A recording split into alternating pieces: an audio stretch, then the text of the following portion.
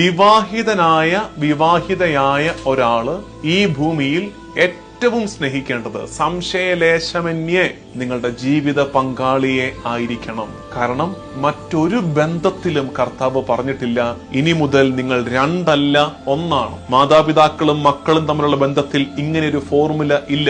കൂടപ്പറപ്പുകൾ തമ്മിലുള്ള ബന്ധത്തിൽ പോലും ഇല്ല ഇനി മുതൽ നിങ്ങൾ രണ്ടല്ല ഒന്നാണ്. ഇല്ല, അത് വിവാഹത്തിൽ മാത്രമുള്ളതാണ്. അപ്പൊ നമുക്ക് സംശയം വരും, എങ്ങനെയാണ് ഈ രണ്ടു പേർക്ക് ഒന്നാകാൻ പറ്റുന്നത്? ക്രിസ്തീയ വിശ്വാസത്തിൽ അത് പറ്റും. നമ്മൾ വിശ്വസിക്കുന്നത് ത്രിത്വൈക ദൈവത്തിലാണ്. 3 പേര് ഒന്നാണെന്ന് പറയുന്ന ത്രിത്വൈക ദൈവത്തിൽ വിശ്വസിക്കുന്ന നമുക്ക് എന്താ 2 പേര് ഒന്നാകുന്ന ദാമ്പത്യത്തെ മനസ്സിലാക്കാൻ ബുദ്ധിമുട്ട്? ദൈവം യോജിപ്പിച്ചത് മനുഷ്യൻ വേർപെടുത്താതിരിക്കട്ടെ. ദമ്പതികളോടല്ല ഈ ഉപദേശം ഞാൻ തരുന്നത് കേട്ടോ.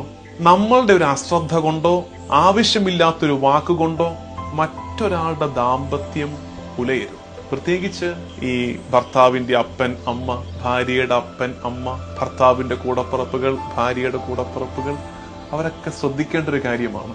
നമ്മളായിട്ട് ദൈവം യോജിപ്പിച്ചതിനെ വേർപെടുത്താൻ ഇടവരുത്തരുതെന്ന് നമ്മൾ സ്നേഹത്തോടെ ചിന്തിക്കുകയാണ്.